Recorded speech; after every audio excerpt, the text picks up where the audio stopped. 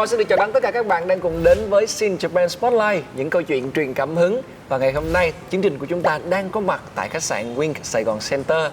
Các bạn thân mến, trong chương trình này ở phần cuối thì chúng ta sẽ có một cái mini game. Và nếu như những ai giành được chiến thắng thì sẽ có 4 voucher nghỉ dưỡng tại khách sạn Wink Sài Gòn Center, cũng như là rất nhiều những phần quà hấp dẫn khác đang chờ đợi các bạn. Còn bây giờ thì chúng ta hãy cùng nhau chuẩn bị gặp gỡ vị khách mời của ngày hôm nay. Đó chính là không chỉ là một MC nổi tiếng mà còn là người bạn học của Quang Bảo, MC Hoàng Oanh. Xin chào tất cả mọi người. Hôm nay thì Hoàng Oanh rất là vui khi nhận được lời mời của Shin Japan Spotlight đến với chương trình, bởi vì anh đã xem và yêu thích chương trình này một thời gian rất là dài rồi. Và đặc biệt là MC của chương trình này thì lại là người bạn học cũ của Hoàng Oanh, Quang Bảo. Oanh với Bảo thì gặp nhau rất là lâu rồi. Và mình từng chung trường, chung lớp, chung sân khấu luôn rồi. Nhưng mà hình như đây là lần đầu tiên mà tụi mình cùng tham gia một cái talk show trò chuyện như thế này, đúng không? Thật ra là đúng là như vậy đó các bạn ạ. Bảo với Oanh tính tới thời điểm này là đã biết nhau là được 20 năm. 20 năm rồi hả ta? Từ hồi lớp 6 cái gì? Lớp 6 là 11 tuổi cho đến bây giờ. Tính ra 21 năm qua, 2022 là 21 năm mọi người. Nhưng mà đó, đây là lần đầu tiên mà chúng tôi ngồi ở trong một cùng không gian để cùng trò chuyện với nhau. Thì rất là cảm ơn Hoàng Oanh đã đến với Shin Japan Spotlight. Ok, thì hôm nay thì đầu tiên của chương trình sẽ luôn luôn là cái phần là cảm nhận của các khách mời khi mà đến với cái đất nước mặt trời mọc Nhật Bản là như thế nào. Bởi vì tất cả những ai tới đây thì đều có một cái điểm chung, đó là rất yêu thích đất nước Nhật Bản. Đối với Oanh đã đến Nhật bao nhiêu lần rồi ta? Anh đến Nhật thì đúng là một lần duy nhất, nhưng mà thật sự đúng là một lần không đủ mọi người ạ. Lúc mà Oanh rời đi thì Oanh vẫn còn rất là luyến tiếc và muốn được ở lại lâu hơn. Và chắc chắn là trong thời gian tới, khi mà tình hình dịch ổn định thì Oanh sẽ dẫn gia đình đi du lịch ở Nhật Bản. Tuy là chỉ đi đến một lần thôi trong thời gian ngắn, nhưng mà phải nói là anh đã phải lòng Nhật Bản ngay từ lần đầu tiên gặp gỡ. Có đi với người yêu không? Hả? Có đi với người yêu không? Không, đi với em gái. Nhưng mà thật sự là một trong những kỷ niệm và cũng là một trong những nơi mà Oanh cảm thấy yêu thích nhất và hạnh phúc nhất khi mà đặt chân đến đất nước mặt trời mọc này. Tại vì thật sự là Oanh được trải nghiệm hai cái cảm giác khác nhau khi đến với Nhật Bản. Đó là mỗi cảm giác của sự hiện đại tấp nập, một cái nhịp sống rất là phồn vinh, nhưng mà bên cạnh đó cũng là một cái nhịp sống rất là bình yên. Khi Oanh đến với Tokyo á, thì thấy mọi thứ nó rất là choáng ngợp. Choáng ngợp lắm. Và mình cái gì mình như là mình lạc một không gian đúng rồi khác, mình cảm giác như mình lạc lối ở Tokyo á mọi người. Mình lúc đó mình rất giống như một đứa trẻ, mình rất là thích được khám phá tất cả những cái ngõ ngách của cái thành phố sôi động đấy. Và đặc biệt là ngồi uống cà phê ngay trên tầng cao rồi nhìn xuống cái ngã tư Shibuya. Mọi người qua lại rất là đông đúc, đúng rồi. Thì sau đó thì Oanh lại được trong thành phố thì Oanh vẫn cảm giác được cái sự rất là đặc biệt là trong một thành phố tấp nập như thế, nhưng mà mình vẫn tìm thấy được một cái sự bình yên rất là Nhật Bản. Đó là khi mà Oanh bước vào khu đền cổ Meiji đó. Và hai chị em Oanh lúc đó thì bước vào ngôi đền, thì lúc đó trời bắt đầu mưa, bắt đầu lâm thâm xuống vào cái rừng. Nó hơi lạnh nhẹ nhẹ, rồi nó hơi tối nhưng mà vẫn có những cái tia sáng le lói qua những cái cành cây, và xa xa là cái khu đền cổ nó đẹp. Cái cảm giác giống như là bước vào trong một câu chuyện cổ tích vậy đó. Đúng rồi, cái cảm giác mà giống như là mình đang từ ở những cái khu nhà cao tầng của Tokyo, đúng không? Xong rồi mình lạc vào trong đó thì mình cảm thấy là mình đang quay ngược trở về quá khứ. Đúng rồi đó, quay ngược thời gian và về với những cái gì mà nó cổ xưa nhất. Rồi vô đó có cầu xin gì không? Có chứ, cầu rất là nhiều. Lúc đó là gọi là một trong những cái thời điểm mà rực rỡ nhất cuộc đời đó mọi người. Như là năm nào mà năm 2018. Tại sao? Có tình yêu. Có mọi thứ. Lúc đó có mọi thứ. Có nghĩa là năm đó là sau khi bộ phim Tháng Năm Rực Rỡ phát sóng thì mọi người rất là yêu thích vai diễn Dung đại ca của anh. Thì đó cũng là một cái thành công mà mình rất là hạnh phúc, cho nên là mình mới thưởng bản thân bằng một cái chuyến đi du lịch đó, thăm em gái của anh đang du học ở Nhật Bản. Rồi bên cạnh đó là có cái điều gì nữa ở tại Nhật Bản làm cho anh ấn tượng nữa không? Bên cạnh Tokyo. Có chứ Bảo, đó là khi mà anh ở Tokyo thì mình rất là muốn đổi gió một tí, mình muốn lên núi Phú Sĩ. Nhưng mà cái địa điểm đó là đông du khách tới mức mình không có book được vé. Cuối cùng là mình chuyển đi Yokohama, mà không ngờ là cũng không kém phần hấp dẫn. Khi mà mình đi cái chuyến tàu nhanh đến Yokohama thì chỉ mất khoảng 45 phút thôi. Thì tự nhiên mình cảm giác giống như mình đi từ một câu chuyện cổ tích này sang một câu chuyện cổ tích khác. Đó, cái thành phố rất là yên bình, không khí mát nhẹ, trong lành, có những cái ngõ ngách cạnh biển rất là thơ mộng. Nó là bến cảng. Đúng rồi, đúng rồi. Nó rất là đẹp. Nó là một có cái đi bến cảng. tàu, Không nhìn thôi, nhìn cái tàu và cũng ráng chụp hình với cái tàu, mà cái tàu bự khổng lồ luôn. Thì thật sự là mình rất là thích Nhật Bản, bởi vì có tất cả những cái điều mà làm nên một cái cuộc sống rất là đầy màu sắc. Có nghĩa là mình cần nhộn nhịp, có nhộn nhịp, cần tiện lợi, có tiện lợi, và cần một chút bình yên, một chút lãng mạn thì cũng có ở Nhật Bản. Và bạn cũng xin update luôn dành cho các bạn nào là fan của mì gói. Chúng ta đều biết là mì gói được tạo nên từ người Nhật rồi đúng không? Nhưng mà khi mà các bạn đến với Yokohama thì sẽ còn có một cái bảo tàng chuyên về mì gói. Trời ơi. Và theo anh được biết là người Nhật là những người mà đầu tiên sáng tạo ra cái món mì gói. Chính xác. Cho nên là ở Yokohama khi mà chúng ta đến thì có cái bảo tàng Noodle Cup. Ok, đó là cái phần mà chúng ta chia sẻ đầu tiên để coi những cái cảm nhận của anh.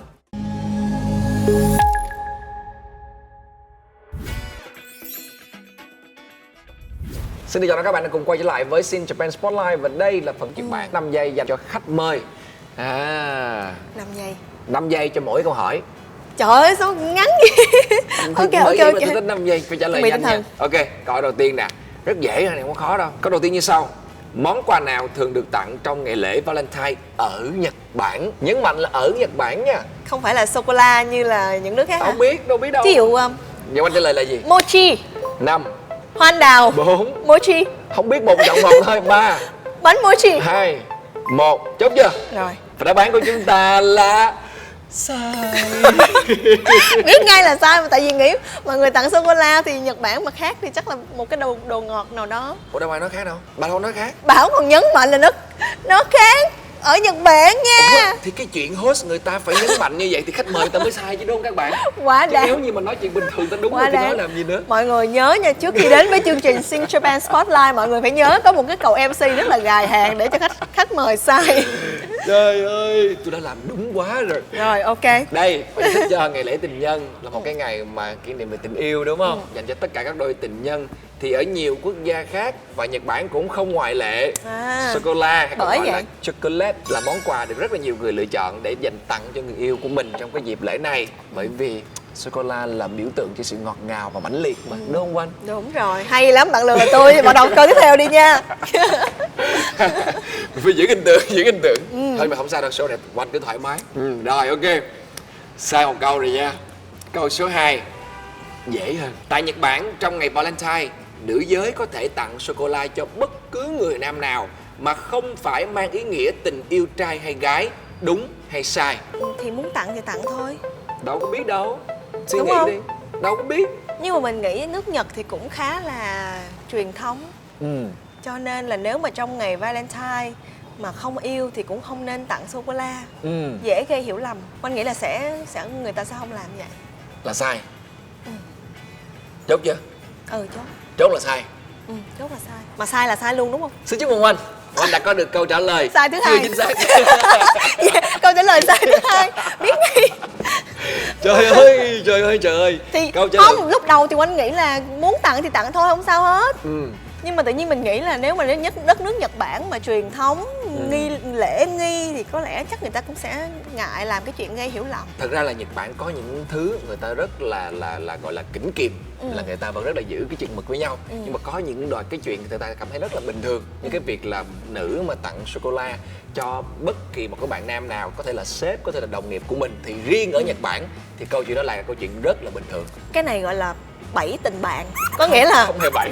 Đứa bạn mình mà nó warning, nó cảnh báo mình cái gì vậy, cái là mình mới nghĩ cái chuyện đó chắc nghiêm trọng lắm, mà thật ra nó không có gì nghiêm trọng. Anh Bảo, nó là những cái câu hỏi rất là bình thường, bạn làm mình nghĩ nghiêm trọng, mình cứ trả lời đi đâu không à. Cho nên là phải làm tiếp mời chứ. Nhớ nha, chỉ có 5 câu thôi mà sai 2 câu. Sai 2 câu rồi mọi người ơi. Bây giờ câu số 3. Câu này mà Oanh trả lời đúng được Bảo mới khoan con hay đó. Trong 4 loại sô-cô-la nổi tiếng trong ngày Valentine tại Nhật Bản, đâu là loại sô-cô-la dùng để thể hiện tình cảm trong các loại sau đây? Thứ nhất, Honmei Choco. Hôn mê là hôn vô là mê đúng không? Muốn dịch tiếng Việt sao cũng được. Thứ hai, Giri Choco. Ghi đi choco. Giri. Là cái sô-cô-la này Choco. ăn vô là phải ghi nhau lại. Đúng rồi. Tiếp. Giri Choco. Thứ ba là Tomo Choco. Tomo là tô lên môi đúng không? Là hôn môi nhau đi đúng không? Kiểu gì cũng sai. Và thứ tư là Geku Choco. Ok. hay à, khó quá. Thấy cái đầu có vẻ hôn mê, nghe có vẻ mê mê đó. Ê, đừng có dịch tiếng Việt nha. Nhiều khi cái khó này là Bây giờ vậy nè, trong một cái câu hỏi mà mình đã không biết rồi thì mình cứ trả lời cho vui thôi. Trả lời cho vui, thoải mái đi. Mình muốn Chắc chọn cái đầu gì? tiên đi, hôn mê. Hôn mê. Hôn mê choco. Hôn xong mê. Đúng rồi. Thì bây giờ Mê cái... rồi không? Đúng rồi. Cái loại nào Cái mà nào trước, cái nào là hôn trước hay là mê trước? hôn xong mới mê chứ chưa hôn sao biết hợp mà mê. Ủa phải mê mới hôn chứ, nếu mà tự nhiên gặp người lạ Nó hôn có là sao? những người mình tìm hiểu thôi, mình hôn nhưng mà mình sau đó mình thấy hôn không hợp là không mê. À, wow, ok. Rồi, tôi biết thêm một điều thú vị đến từ người bạn của tôi. Rồi, bây giờ bạn giải thích từng loại trước cho anh nhé. Kiri Choco. Tên của loại sô-cô-la này dịch sang tiếng Việt là sô-cô-la nghĩa vụ. Các bạn nữ có thể tặng Kiri Choco cho sếp, các đồng nghiệp, các đối tác là nam giới. Ngoài ra thì bạn cũng có thể tặng món này cho bố hoặc là con trai tại một số gia đình. Cái này hay quá, cái này là thông tin anh cần biết nè. Kiri Choco nha. Thứ hai là Tomo Choco, mang ý nghĩa là bạn bè. Cũng tương tự như là Kiri Choco nhưng mang ý quý trọng và yêu mến nhiều hơn. Đây có thể xem như là lời nhắn nhủ, mình chỉ coi bạn là bạn bè thôi. Ok. Đây là cái Là này mình chúng là ta tặng tặng nhau đó, mình tặng nhau đó. Mọi người có cái thanh đó đây không? Em tặng liền luôn cho Bảo nè. Tomo Choco. Kỷ niệm 20 năm tình Đây bạn. là Valentine em phải tặng nhau cái đó Đúng nha. rồi. Ok. Tomo Choco. Thứ ba, Geku Choco, có tên là sô-cô-la ngược lại. Ngược lại. Sô-cô-la này được các chàng trai dùng để đáp lại tình cảm của cô gái đã tặng trong ngày Valentine đỏ. Sở dĩ có cái tên ngược là bởi vì thông thường là trong ngày Valentine đỏ thì ở Nhật chỉ có phái nữ tặng quà cho nam mà thôi. Ok. Tôi muốn tới Nhật mọi người ơi. Tôi muốn tới Nhật. Không, nhưng mà thật sự là cái truyền thuyết này á là nữ tặng quà cho nam. Nhưng mà ở Rồi Việt sau Nam, đó thì nam mới tặng lại. nhưng mà ở Việt Nam là nam tặng quà cho nữ không? Tại Và không ăn tặng, chung. ai bị không tặng trước chứ. Thì từ xưa tới giờ là Nói vậy giỡn không chứ. luôn. Không mà nói giỡn chứ phải tặng, không tặng là bản giận đó. Đúng rồi. Kỳ quá. Các bạn nữ nên xem chương trình này một lần nữa nha các bạn, để hiểu hơn về các loại sô-cô-la trong ngày Valentine. Rồi và bây giờ hôn mê choco Hôn mê. là loại sô-cô-la sữa thơm ngào ngạt, có vị ngọt đặc trưng, thường được tạo hình trái tim. Hôn mê có nghĩa là tình yêu đích thực. Nếu bạn nhận được sô-cô-la này, chứng tỏ người tặng bạn đang có ý ngỏ lời trên mức tình bạn. Đó, thấy chưa? Cho nên chúc mừng bạn. Trời ơi, thấy chưa? Cái này là cái sự là gọi Tinh là dầu trực giác. một cái sự mà tinh hoa của cái sự suy đoán của nhân loại nằm ở đây nè. Ê, cái này hơi đi xa luôn. Câu thứ tư. Trong 3 ngày Valentine sau đây, ngày lễ nào thì có nguồn gốc từ Nhật Bản? Thứ nhất, Valentine đỏ hay còn gọi là Valentine truyền thống vào ngày 14 tháng 2. B. Valentine trắng vào ngày 14 tháng 3. Và C là Valentine đen vào ngày 14 tháng 4. Là cái ngày mà người độc thân tặng cho nhau hay sao? Không biết. Mới nghe nha, không cái này Tự nhiên Oanh mới bây giờ nghe nói thật làm sao sự. biết được. Valentine đỏ, Valentine trắng là Oanh nghe trước giờ rồi, Valentine còn- đen này Oanh mới nghe Đúng tức rồi. thì luôn. Đen thui luôn. Thì theo anh nghĩ là hồi đó anh nhớ hình như anh có đọc ở đâu đó thì cái ngày lễ Valentine đầu tiên, Valentine đỏ đó là từ một cái vị thánh Valentino nào đó ở bên châu Âu. Mình trả lời trước đi rồi mình giải thích sau hiểu không? Đúng rồi, vậy hả? ABC. 5 giây hả? 5 giây thôi. Vậy là cái ngày Valentine đen đó. Đỏ trắng đen. Đen. Đen. Chốt. Đen. Rồi tại sao vậy, giải thích nè. Theo mình nghĩ là bên Nhật thì cái tỷ lệ người độc thân rất là nhiều. Mà độc thân không có tặng quà ngày đỏ, ngày trắng thì chắc là tặng ngày đen. Valentine trắng trước đây hay còn gọi là ngày kẹo dẻo thì có cái nguồn gốc từ Nhật Bản. Diễn ra sau Valentine đúng một tháng là vào ngày 14 tháng 3. Ở các quốc gia khác thì 14 tháng 2 là ngày tình yêu nên những người yêu nhau sẽ tặng quà cho nhau. Nhật Bản có lẽ là nước duy nhất mà nữ giới đơn phương tặng sô-cô-la cho nam giới. Thay vào đó nhiều quốc gia sẽ là nam giới tặng quà cho nữ giới. Vì thế nên ngày Valentine trắng là ngày để nam đáp lại tình cảm mà người yêu sẽ gửi đến mình vào ngày 14 tháng 2. Ngày 14 tháng 4 là của Hàn Quốc. À, trời ơi, sao mình không biết mấy cái vụ này nói thiệt, Bảo có biết không? Không, Trời ơi, biên tôi tập chưa biết hay. chứ nghĩ sao tôi không biết. Biên tập Japan Spotlight xuất sắc. Trời, nghĩ sao? Thua Và như rồi. vậy là Hoàng Oanh đã chính thức là chưa giành chiến thắng ở cái phần này. Tuy nhiên chúng ta vẫn còn một câu nữa, bây giờ chơi không? Chơi gỡ. đi, hỏi đi. Hỏi luôn hả? Cho gỡ đó. Giống như chơi đá banh vậy, người ta thắng mình 3-0 thì mình cũng phải gỡ lại trái 3-1 cho nó vinh quang chứ. Đang 3-1 rồi đó. Đang 3-1 rồi đó, giờ Bây giờ 3-2 đi. Ok. Theo bạn, từ Valentine Day trong tiếng Nhật có nghĩa là gì trong ngày lễ tình nhân? Chúc mừng Valentine. Không, A anh yêu em, B Valentine vui vẻ và C là hãy cùng đi ăn tối nhé. Valentine vui vẻ. chắc không? Thì đoán vậy. Cho suy nghĩ lại. Thôi đoán vậy, tại vì cái cảm thấy cái suy đoán về cái ngôn ngữ, lập luận ngôn ngữ của mình có vẻ ok. Chữ T là tí. T. Đúng rồi. Đi. Valentine Đi. là Valentine. Nhưng mà đi Đi sao? cũng đi ăn. Không cần nhắc đâu, mình đã nghĩ vậy thì vậy đi. Giờ có thắng thua gì thì cũng là lựa chọn của mình mọi người ạ. Chốt không? Chốt. Ok, không thay đổi. Ừ. Valentine Day trong tiếng Nhật có nghĩa là Valentine vui vẻ. Chưa, trời ơi chết rồi. Vậy là mình có cái vía là cứ đoán đi là nó đúng. Còn cái gì mà Bị giận là nghe MC nói là nó sai mọi người. thế nhưng mà thường là những cái lúc trước Bảo nhắc thì người ta lại cũng không chọn giống Bảo đâu. Vậy hả? Ừ, cho nên là Tao nói 7 tình bạn. Mọi người 7 tình bạn là đúng. Trời ơi, Rồi. tin lời thằng bạn mình. Điều đó có nghĩa là ngày hôm nay Hoàng Oanh đã chưa giành chiến thắng ở trong phần thử thách khách mời 5 giây. Cho nên hình phạt dành cho Hoàng Oanh là Hoàng Oanh phải làm ra 4 câu thơ dành tặng cho chồng của mình. Cái gì? Oanh là một người chuyên văn thưa các bạn. Một học sinh chuyên văn rất nổi Gì vậy tiếng Bảo? của trường Bùi Thị Xuân. Tại vì rõ ràng là trong cái dịp 14 tháng 2 này, chương trình biết là Oanh cũng sẽ chưa được gặp chồng, đúng không? Cho nên là chúng ta hãy dành một cái món quà gì đó để gây bất ngờ cho ông xã của mình. Ông đâu hiểu tiếng Việt đâu. Thì tôi dịch cho. Valentine, mình làm gì đặc biệt đi Valentine, mình làm thơ tặng con được không? Tùy, nếu như mà theo phong tục Nhật Bản đọc, bạn có thể tặng cho bất kỳ người đàn ông nào mình cảm thấy thích. Thôi tặng con đi đỡ mắc cỡ. Ok. Rồi.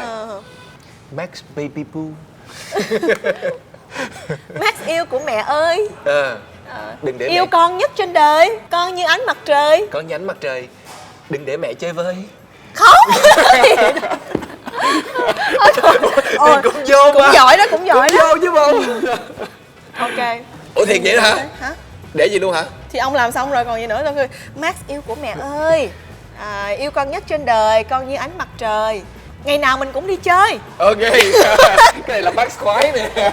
Hay mấy câu trước của tôi thì là cái này là Bảo tin là cái này là Max khoái hơn. Tại vì Max rất là thích đi chơi đúng không? Cảm ơn Hoàng Anh rất là nhiều. Thật ra là thử thách Hoàng Anh như vậy thôi để mà coi như là có cái gì đó cho chương trình, có cái ghi hình cho nó vui. Chứ thực ra là vẫn có cái phần quà dành cho Hoàng Anh. Bởi vì Hoàng Anh đã đến đây và đã có một cái phần chơi rất là dễ thương. Ta-da!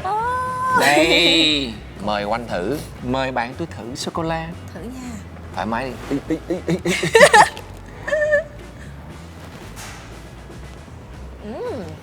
Ngọt, tươi và mát y như đất nước Nhật Bản ở mùa xuân về vậy đó.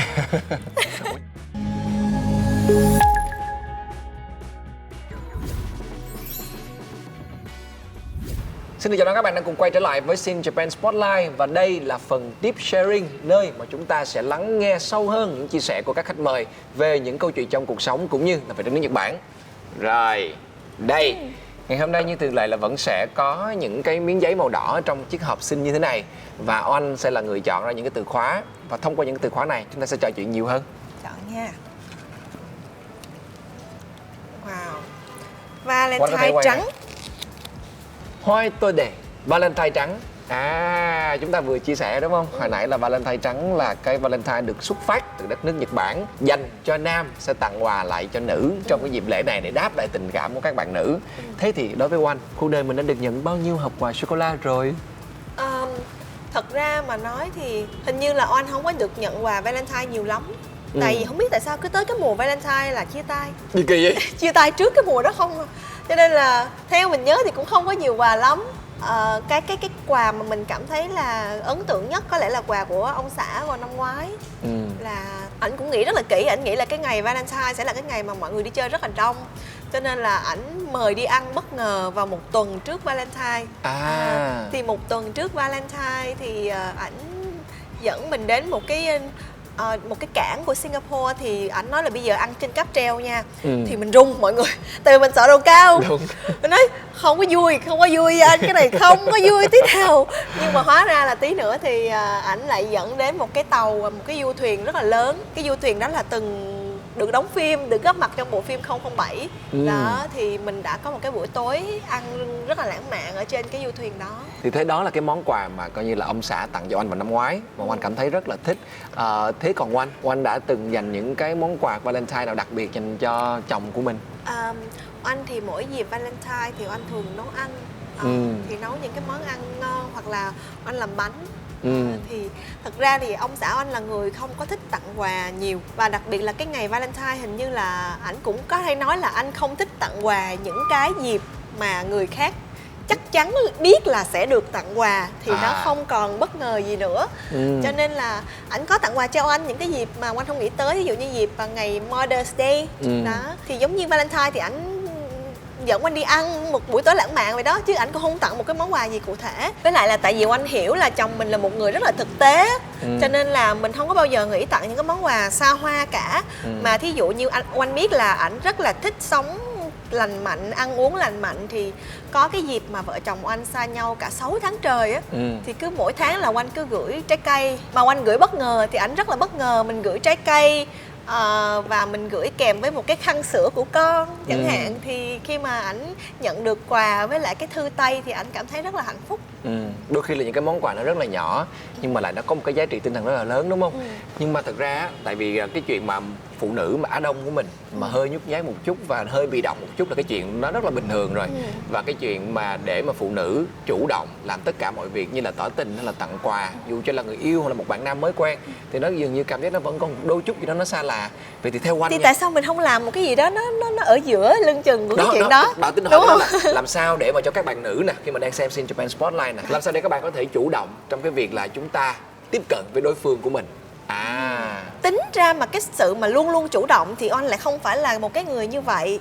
Nhưng mà mình là cái người biết lựa chọn những cái lúc cần thiết để mình nắm bắt những cơ hội mà mình thật sự muốn. Nếu như có một cái cơ hội nào đó mình thật sự muốn thì mình nên để tâm mình tìm hiểu và mình gợi mở cho đối phương để mà có cơ hội tiến đến với mình. Ví dụ như mình thích một ai đó thì mình không phải là kiểu mình cứ nhào tới bước tới rồi làm quen, mà mình có thể tìm hiểu qua những người bạn, sau đó mình đi chơi chung. Hoặc là mình có thể biết người đó hay tập thể dục ở khu đó thì mình hay tới tập thể dục chẳng hạn. Và mình làm sao cho mình đẹp nhất, nổi nhất cái khu đó để người ta thấy mình. Ok rồi đó. Hoặc là mình Facebook, Instagram mình không có nói gì hết nhưng mình hay like hình chẳng hạn. Thì mình cũng bắn sẽ tín hiệu. Bắn tín hiệu, bật đèn xanh kiểu như vậy. Thì mỗi người sẽ có một cái cách riêng, nhưng mà anh nghĩ là nếu mà mình ngại trong cái việc mà chủ động hoàn toàn thì mình có thể là gợi mở những cái tín hiệu nho nhỏ như vậy. Dạ, ok, rất là thiết thực. Bảo tin là các bạn nữ mà xem xong cái phần vừa rồi thì các bạn có thể là mình nên làm như vậy nè để cho người ta để ý tới mình. Nhưng mà vẫn có một cái chừng mực nào đó để chúng ta vẫn là phụ nữ và được cưng và được yêu, đúng không? Đúng rồi. Ok, cảm ơn Hồng Anh rất là nhiều với sự tư vấn vừa rồi. Bây giờ sẽ đến với lại từ khóa tiếp theo. Mời Hồng Anh chào. Bông bông bàng bàng, bông bông bông bàng bàng, lên ăn cơm vàng cơm bạc. Ok, lấy cái bạc này đi. Đâu? Mùa Valentine đầu tiên. Hajimete no Valentine. Không nhớ mọi người, xin lỗi không nhớ. Xin lỗi ai? Xin lỗi khán giả hay xin Không lỗi nhớ. ai? Mùa Valentine đầu tiên hả? Không nhớ. Tại vì đó cứ mỗi lần tới Valentine là không có người yêu. Đó thì chỉ nhớ cái mùa Valentine gần đây nhất, đó là có một cái đêm ăn tối rất là lãng mạn. Ủa nhưng mà mình yêu nhau cũng được 2 năm mình mới cưới mà. Toàn là yêu xa không mà. Rồi thôi thì bây giờ nếu như mà cái mùa Valentine đầu tiên không ở cạnh nhau rồi thì bây giờ là thôi lần đầu tiên gặp gỡ cũng được. Tại Lần vì đầu Bảo tiên biết cái gặp câu gỡ. chuyện mà hai vợ chồng gặp gỡ nó cũng là một câu chuyện rất là thú vị, thưa mọi người. Lần đầu tiên gặp gỡ thì anh nghĩ là đúng là một cái duyên á. Lần đầu tiên gặp gỡ thì đúng cái kiểu là mình ăn theo á, mọi người dùng từ ăn theo là đúng luôn, là hai người đi ăn. Nhưng mà Đi ăn ké. ăn ké, ăn theo. Thì bạn gái của anh và bạn trai của ảnh thì có một cuộc hẹn hò với nhau. Nhưng mà hai người đó lần đầu gặp mặt thì lại hơi ngại đi riêng. Thế là bạn gái của anh thì rủ anh, bạn kia thì rủ ảnh. Hai người thì mình thì chỉ là đi ăn theo với hai người bạn của mình thôi. Mà cuối cùng thì hai bạn của mình không có thành đôi, mà hai đứa mình lại dính với nhau. Đó. Đây là một Nó câu là- chuyện mà chính vì câu chuyện này mà lúc mà Bảo nghe Oanh kể á, Bảo tin rằng đúng thật đó là duyên. Bởi vì mình đã nhìn thấy được rất là nhiều những cái quãng thăng trầm trong cái chuyện tình cảm của Oanh. Nhưng mà tới một cái người mà ở một cái đất nước xa lạ, mà mình biết gu của bạn mình là cũng không có nghĩ là mình sẽ lấy ông chồng nào khác Việt Nam, đúng không? Cho nên là đây là một trong những cái điều mà đầy tính bất ngờ. Thế thì cái lúc đó là lần đầu tiên gặp nhau như vậy cũng không có nói chuyện nhiều. Thế thì cái lần đầu tiên mà hai người đi riêng thì sao? Tại vì tụi mình đi chơi với bạn bè nhiều á, cho nên nếu mà nói về lần đầu tiên mà đi chơi riêng rồi nhớ là ai mà lần hẹn hò đầu tiên rủ đi ăn sườn nướng mà cây sườn nó bự như vậy nè mọi người. Là Oanh rủ hay anh rủ? Ảnh rủ. Anh rủ đi ăn sườn nướng. Trời ơi, lần đầu hẹn hò mà rủ đi con gái nướng người ta đi ăn cái sườn nướng cái cây bự gì, không lẽ mình cầm vậy lên mình ăn, mình cạp, đúng Nhiều không? khi là anh coi Dung đại ca sao anh biết làm sao. Anh Mình biết cũng cái ăn uống làm mình sao. cũng cái miếng sườn nó bự giờ mình cũng gãy từng miếng rồi ăn. Rồi xong rồi coi phim, ảnh dẫn về nhà coi phim. Anh dẫn về nhà coi phim thì ảnh biết coi phim gì không mọi người? Người Mỹ trầm lặng. Và thề với mọi người, bộ phim nó dài khủng khiếp, nó dài 2 tiếng mấy, 3 tiếng đồng hồ, mà 3 tiếng đó thật sự đúng y chang cái tên bộ phim luôn. Trầm lặng. Hai đứa ngại cũng nói gì đâu, ảnh không có nói gì, mình cũng không nói gì, ngồi đúng một cái ghế sofa vậy, ngồi coi một bộ phim 3 tiếng đồng hồ im re y chang như tên bộ phim Người Mỹ trầm lặng. Ủa vậy rồi cái điều gì mà làm cho mình thích ảnh? Ăn thì cũng kiểu là dẫn mình đi ăn một cái món mà mình cũng không biết ăn làm sao. Thì mình thấy ảnh là một người chừng mực thế không? Thế giống như là người khác mà rủ đi coi phim hay là rủ bạn gái coi phim là thường cái lúc coi phim là cái lúc để mà người ta thể hiện cái sự lãng mạn hay là gần gũi gì đó. Nhưng mà anh này thì ảnh chỉ ngồi đó coi thì ảnh cũng không có đụng mình nắm tay, mình nói gì không nắm tay đâu nha mọi người. Cũng không làm gì hết, thì mình thấy anh này anh cũng chừng mực dễ thương. Thì sau này thì có những cái buổi gặp gỡ khác thì nói chuyện với nhau nhiều hơn. Thì nói chung là mình chỉ có cái ấn tượng lần đầu hẹn hò là rất là mắc cười như vậy. Nói chung là tóm gọn lại cho cái buổi hẹn đầu tiên của Hoàng Oanh với lại ông xã là lần đầu tiên trầm lặng. Đúng rồi. Không thể trầm lặng hơn nữa. Với Oanh và ông xã thì thật ra là anh nghĩ là đúng cái thời điểm cái nhịp sống của hai người đang tương đồng nhau á. Tại vì nếu mà Oanh gặp ông xã sớm hơn hoặc là sau này thì có lẽ lại không hợp. Nhưng mà cái lúc đó là cái thời điểm hai người đang hợp nhau. Tại giống như Bảo nói, Bảo là người biết Oanh rất là lâu rồi, thì cái tính cách của mình ngày xưa đó nó khác. Nhưng mà vào cái thời điểm đó là cái lúc mình đang thay đổi, đang có những cái rất là mới mẻ, và mình có vẻ là mình thích đi du lịch khám phá thế giới nhiều hơn. Thì anh chồng mình lại cũng là một người rất là đam mê du lịch khám phá thế giới, thế là hai người cùng nhau đi khám phá rất là nhiều nơi. Chứ trước đó thì Oanh lại là một người rất là như mọi người nói, Oanh cũng chia sẻ là Oanh rất là nhút nhát, tự kỷ và thích ở nhà. Đó, thì nó là khác đúng không? Thì do đúng thời điểm, lúc đó là đúng thời điểm. Tính thời điểm. Ok. Đó là câu chuyện với ông xã của Hoàng Oanh từ những lần hẹn đầu tiên. Bây giờ là từ khóa tiếp theo. Còn đó hả? Rồi. Đây. Encurie Renai. Yêu xa. Cái này là đúng nghĩa là đừng ai yêu xa nha mọi người, mệt mỏi lắm. Ủa gì kỳ vậy? Nói luôn. Ủa tại sao? Không, thật ra thì do hoàn cảnh thôi, chứ đâu có ai muốn xa người yêu của mình. Đúng rồi, thật ra là đó là hoàn cảnh thôi mà. Thật ra là bởi vì lúc mà Oanh quen với lại ông xã thì lúc đó là vẫn còn đi lại rất là bình thường. Đúng rồi. Đúng không? Thật ra thì ngày xưa khi mà mình gặp ảnh ở Sài Gòn nè, hai đứa cái lần đầu tiên mà gặp nhau là ở Sài Gòn, thì lúc đó thì ảnh đã đang sinh sống và làm việc ở bên Sing được hơn 3 năm rồi. Sing và Sài Gòn thì cách nhau khoảng chừng 1 tiếng rưỡi bay thôi. Lúc đó đi lại rất là dễ dàng. Nhưng mà vô tình bây giờ dịch tới thì mọi thứ nó khó khăn hơn. Nhưng mà thực tế nha, nói cái chuyện là gần thì gần, nhưng mà không sống cùng thành phố cũng đã rất là khác rồi. Bởi vì có những người ta khi mà trong tình yêu á, người ta sẽ thích cái cảm giác là được gặp người yêu mỗi ngày, hoặc là một tuần được 2-3 buổi, được cùng nhau đi ăn, được cùng nhau đi xem phim, được làm những thứ chúng ta thích với nhau. Nhưng mà cái chuyện mà đó giống như là ở Mỹ đó, người ta hay nói có cái câu là long distance relationship là never work. Không bao giờ có cái chuyện đó nó xảy ra hết. Vậy thì khi mà Oanh quen với lại ông xã của mình thì lúc đó là chỉ quen thôi, chứ lúc đó cũng chưa có nghĩ là nó sẽ là một cái gì lâu dài. Thật ra đúng, nhưng trong thời gian đầu thì anh chỉ nghĩ là tìm hiểu thôi. Sau đó thì mình cũng bị lừa đó. Lừa. Oanh hay chọc với bạn bè là mình bị lừa, mình bị ảnh dụ. Thì nói chung là thật ra thì nói gì thì nói, thì trong cái việc mà tiến đến xa hơn trong một mối quan hệ tình cảm thì mình là người phụ nữ, mình cũng có những lúc mình chủ động, nhưng mà thật ra cái sự chủ động của người đàn ông vẫn là quan trọng nhất. Thì ảnh có những cái chủ động rất là nhiều để khiến mình cũng bị chinh phục. Thì đó. Ví dụ mình thấy là ảnh cũng có cái mong muốn sống ở Việt Nam, và ảnh cũng hiểu cho cái công việc của mình. Ảnh luôn ảnh là cái người mà bảo là em cứ đi làm việc đi, tại vì một người phụ nữ có công việc thì sẽ hạnh phúc hơn. Đó, thì mình cũng cảm thấy là đây là một người tôn trọng công việc của mình, và cũng có thể là ảnh cũng có cái lời là sẵn sàng ở lại một cái nơi mà mình yêu mến. Thường thì người ta rất là muốn biết được cái bí quyết của những người yêu xa là làm thế nào để họ có thể gắn kết với nhau một cách lâu dài như vậy. Bảo nghĩ rằng là phải có một vài những cái list down ra cái gì đó, đúng không? Những điều mà được làm và không được làm. Thì hai vợ chồng Oanh với lại chắc có không? Oanh thấy là đúng, đối với Oanh là yêu xa rất là khó. Nếu mà Oanh được lựa chọn á, thì Oanh sẽ không chọn yêu xa. Nhưng mà mình đã vô tình gặp một người mà ở xa rồi mà mình yêu người đó thì mình cố gắng. Theo anh thấy là yêu xa thì nó cũng sẽ dễ nếu như hai người thật sự thấu hiểu và yêu thương nhau. Khi mà chúng ta xem nhau là quan trọng thì cái chuyện yêu xa nó sẽ không còn quá khó khăn. Đó là ví dụ như là mình đặt cái người đó ở vị trí ưu tiên. Khi mình rảnh là mình muốn gặp cái người đó, khi mình có thời gian thì mình muốn bay đến thăm cái người đó. Thì tất nhiên là hai người sẽ có thể giữ được kết nối.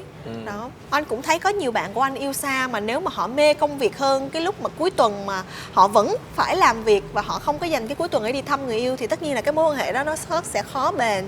Tại vì dù gì cũng phải gặp nhau, cũng phải chạm được tới nhau chứ không thể nào mà chỉ qua màn hình điện thoại được. Thì đối với anh nghĩ là cái tình yêu của mỗi người nó là mỗi người khác nhau nha. Mỗi người có một cái gu khác nhau, mỗi người có cái cách giữ lửa khác nhau để phù hợp với tính cách của mỗi người.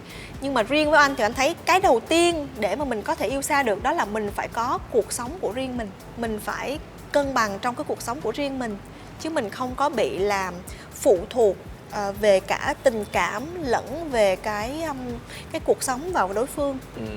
Đó là anh trước đây nha, thật sự. Nếu mà anh trước đây thì rất là khó để mà yêu xa. Tại vì 10 năm trước đi, mình là một cô gái mà yêu ai vào là người đó là cả thế giới của mình. Một ngày là mình có thể nhắn tin từ sáng đến chiều với người đó, có thể gọi điện 3-4 lần. Mà tới bây giờ khi mình trưởng thành này, bắt đầu mình cảm thấy cái con người đó thật sự rất phiền. Rất phiền. Mình nhìn lại mình. Đúng, mình nhìn lại mình thấy rất là phiền. Và như vậy thì nó là cái sự mà ràng buộc và cái sự lo lắng, cái sự lo sợ nhiều hơn, chứ nó không phải là tình yêu. Một cái tình yêu mà nó bền đó là khi mà hai người thấu hiểu và tin tưởng lẫn nhau. Oanh nghĩ như thế nào về cái chuyện là yêu xa gặp mặt nhau online, nó không được gặp offline thì nó như thế nào? Nó có gây cản trở gì đối với Oanh hay không? Tất nhiên là nó không có bằng với cái việc mà mình gặp ở ngoài đời. Thì thật ra đây là cái bài học xương máu mà anh mới học được cách đây khoảng 2 năm. Xương máu luôn. Xương máu thật sự. Nhờ dịch mọi người ạ. Nhờ dịch Covid này mà anh nghĩ là không chỉ Oanh mà bản thân rất là nhiều người trong chúng ta học được những cái bài học. Hồi xưa đó Oanh là một đứa rất là tình cảm và rất là gọi là gắn kết với mọi người, và nhất là yêu ai là người đó sẽ là cả thế giới của mình. Nhưng mà từ từ Oanh nhận ra cái đó nó vô tình nó sẽ tạo nên cái sự áp lực cho người kia, và nó cũng làm mất cân bằng cái cuộc sống của mình. Thì giống như anh chia sẻ đó, như cuộc sống của mình nó giống như là một cái bánh, một chiếc bánh vậy đó. Cân bằng là khi mà mỗi người là một cái chiếc bánh trong cuộc sống của mình. Thí dụ như gia đình là một miếng nè, công việc là một miếng nè, bạn bè là một miếng, người yêu là một miếng, con cái là một miếng. Thì như vậy cuộc sống của mình cân bằng hơn, và mình không đặt hết cái áp lực vào người kia. Người kia đâu phải là nguyên một cái bánh của mình đâu. Đúng không? Mình có những cái thứ khác, thì chính vì cái cuộc sống của mình nó nhiều màu sắc như vậy thì nó mới mang lại chính cho bản thân mình cái năng lượng. Và cũng từ những cái đó mà mình mang cho người kia được những cái năng lượng tích cực. Thì anh nghĩ là mình mừng khi mà bây giờ trong thời điểm mà mình đã làm mẹ của một cậu bé rồi, thì mình đủ vững chãi và đủ cái cân bằng đó. Mình có những cái thay đổi tích cực để mình cho con mình cái cuộc sống cân bằng như vậy. Thì bây giờ đối với là Oanh thì Oanh có một cái câu gì để mà chia sẻ với tất cả các bạn khán giả của Sin Japan Spotlight về tình yêu, một cái lời khuyên thì đó sẽ là gì? Sao khó vậy? Tình yêu là một cái chuyện khó khuyên người khác nhất mọi người ạ. Thì chỉ là quan điểm thôi mà. Mỗi người yêu một cách khác nhau. Và anh chỉ mong là đặc biệt là với cái những bạn mà yêu xa thì anh nghĩ là không ai muốn yêu xa hết. Nhưng mà khoảng cách sẽ không bao giờ là xa nếu như chúng ta đặt trọn niềm tin vào nhau. Anh nghĩ như vậy. Thì rất là cảm ơn Oanh với những cái chia sẻ trong cái phần deep sharing vừa rồi.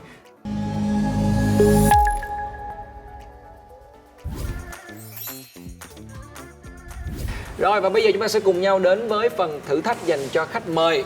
Và ở thử thách lần này thì Bảo với Oanh sẽ cùng chơi với nhau bằng một cái trò chơi đó, để trong vòng 2 phút chúng ta sẽ cùng nhau tìm ra 14 từ khóa liên quan tới ngày Valentine. Có tổng cộng là 14 từ, nhưng ai mà khoanh được nhiều hơn người đó thắng. Công bằng ở đây là bởi vì Bảo cũng chưa nhìn thấy cái tấm bảng này bao giờ, cho nên là bây giờ là con sẽ cùng nhau mở ra để cùng xem. Ok chưa? Dạ. Kia sẽ nhìn trước vậy? Thì bây giờ mở nè. Ok, 2, 3. Đây. Chưa nhìn ra từ gì hết. Từ gì vậy? Nói chung là bây giờ là hàng ngang, hàng dọc, chéo. Bây giờ là mình sẽ cùng nhau nhìn coi là mình tìm được cái gì thì mình sẽ khoanh vô cái đó, và làm sao để mình có thể là nhìn ra được nhiều những cái từ khóa liên quan tới ngày Valentine nhất. Ok, sẵn sàng chưa? 3, 2, 1, bắt đầu. Khởi khoanh gì đúng không? Ừ, đúng rồi. Ủa sao Bảo khoanh đi Bảo? Ủa cái thấy gì đâu khoanh. Đây nè. Đây. Ê mình phải dành nhau ấy nha. Ủa Không cần. sao khó thấy quá mọi người. Sô cô la. 1, 2, 3 và tôi cũng không biết những cái từ gì liên quan tới Valentine luôn á. Phải chắc chắn là phải có chữ Valentine. Sao Cái chữ mình không Valentine thấy được? đâu. Ok. Cupid. Ok. Ok. Không kịp Sao luôn. tôi không thấy đường vậy? Đây. Đây. Gì vậy? Cái gì vậy? Valentine đây hả? Khó thấy quá vậy mọi người. Kiss. Ok. Cái gì? Cái gì vậy? Không biết, nó biết là tiếng Anh thôi. Cards. Không biết có cards không. Ok. Ok, love. Yeah. Cái gì nữa ta? Đây. Cupid thì phải có arrow. Ủa Valentine mà friend được không? Được, bắt đầu phải là friend chứ. Friend nè. Ok. Gì nữa ta? Sao khó quá vậy mọi người? Có du. Du. No, không phải. Cái gì? Mấy từ rồi? 1, 2, 3, 4, 5, Anh 6, không thấy luôn á thiệt á. ngang chéo, mình chưa nhìn chéo đúng không? Ủa có chéo hả mọi người? Có chéo đâu. Chéo thì hơi khó rồi hả? Hot one brown. Bắt đầu khó rồi nè. Hot. Mà sẽ có từ đây nè nhưng mà không có ý nghĩa gì hết. Đây không có nghĩa Không có đâu nghĩa, đâu. không có nghĩa Valentine. Da. Bao nhiêu từ rồi mọi người ơi? 1, 2, 3, 4, 5, 6, 7, 8, 9, 10, 11, 12 13 từ rồi. Không, nhưng mà từ này không có nghĩa. 14 từ. 14 từ, từ này không có nghĩa. Còn cái gì nữa? Arrow. Mình có cái chữ bow không mọi người? B-O-W. B-O-W có bow. Là Rồi xong gì chưa? đó? Còn từ nữa. Sao không thấy vậy? Đi ra ngoài này nhìn đi mọi người. X. Không thấy thiệt luôn á. Q. Tháng 2. Thấy rồi. Đâu? February. Oh my god. Thấy gì hết luôn á. Nè, February. Đây. Trời ơi, nguyên một cái chữ dài. Ok. Như vậy đã tìm được 14 từ, không có cái từ đây này đúng không? Không có cái từ đây. Ok, mình chia nửa điểm. Bảo khoanh Valentine, khoanh từ đây. Hai đứa mình là chia 50-50. Rồi, ok. Đây là chữ Valentine's Day. Đây. Mà một đứa quay chữ D. Đúng là bạn thân ha. Rồi cần hơn. Ê, vậy là tính ra cái này là mới có một từ thôi. Ok, cái nửa điểm. Bây giờ quanh có mấy điểm nè? Candy, kẹo ngọt, party, Cupid 3, 4, love, heart 5, friend 6, hot 7. Chết rồi. 7,5. Quanh có 7 từ đúng. 7,5. 7,5. Bảo ơi, quanh 7,5. 7,5 là Bảo 6,5. Ok, xin được chúc mừng Hoàng Oanh cho cái phần thi thử thách dành cho khách mời và Oanh đã giành chiến thắng ở cái phần thi này. Yeah.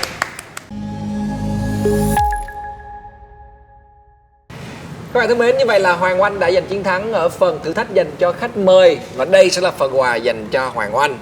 Ta-da! Cảm ơn. Đây là một voucher nghỉ dưỡng tại Wink Sài Gòn Center, khách sạn đầu tiên thuộc Wink Hotels, tọa lạc tại số 75 Nguyễn Bỉnh Khiêm, quận Nhất, thành phố Hồ Chí Minh, với thiết kế Oanh có thể thấy là tối giản nhưng với phong cách kết hợp giữa truyền thống và hiện đại. Thì đây cái voucher thực tế là như thế này. Đẹp chưa? Wow, rồi. Cảm ơn Wink Hotels rất là nhiều. Đợi khi nào mà đường bay trở lại, ông xã về thì hai vợ chồng có thể ở đây tận hưởng một staycation. Yeah, staycation. Ngày hôm nay không biết là Oanh đến với lại chương trình Oanh thấy như thế nào? Oanh rất là vui, tại thật sự là trong chương trình này thì Oanh không những là có thể chia sẻ những cái trải nghiệm của mình về đất nước Nhật Bản, một nơi mà Oanh rất là yêu mến, mà còn được chia sẻ về cái ngày Valentine sắp tới đây. Thì hy vọng là tất cả mọi người cũng đã có một khoảng thời gian rất là ý nghĩa trong câu chuyện của Oanh và Bảo ngày hôm nay với Sing Japan Spotlight nha. Mọi người, thực ra là câu chuyện về tình yêu của Oanh là một câu chuyện rất là truyền cảm hứng. Yêu xa như thế nào, nên dành những điều gì cho nhau. Tuy là những điều đó nó không có quá lớn nhưng mà nó làm cho tình cảm của vợ chồng khăng khít hơn rất là nhiều, đúng không ạ? Cảm ơn Hoàng Anh rất là nhiều. Còn các bạn khán giả, bây giờ trước khi mà chúng ta chia tay nhau thì sẽ là một câu hỏi ở cái phần mini game dành cho các bạn. Ở cái phần này Bảo xin được gợi ý là nằm trong cái phần là thử thách 5 giây dành cho khách mời. Câu hỏi như sau: tại Nhật Bản thì vào ngày Valentine 14 tháng 2 người ta thường hay dành tặng nhau món quà gì? Nếu các bạn nào mà xem thì các bạn sẽ có thể trả lời rất là nhanh. Và phần quà của chúng tôi đó chính là 4 voucher nghỉ dưỡng tại khách sạn Win Sài Gòn Center dành cho các bạn có câu trả lời chính xác và nhanh nhất. Và bên cạnh đó thì cũng còn rất nhiều những cái phần quà khác đang chờ đợi các bạn. Để tham gia cái phần mini game này thì các bạn hãy để lại câu trả lời của mình ở ngay dưới tập này của Sin Japan Spotlight. Bên cạnh đó cũng đừng quên là hãy bấm like, share cũng như là đăng ký kênh các bạn nhé. Và đến đây thì Sin Japan Spotlight cũng xin được phép khép lại và xin được cảm ơn MC Hoàng Anh rất là nhiều vì đã dành thời gian đến đây cùng với các bạn, và xin được hẹn tất cả các bạn vào chương trình lần sau ạ. Xin chào tạm biệt.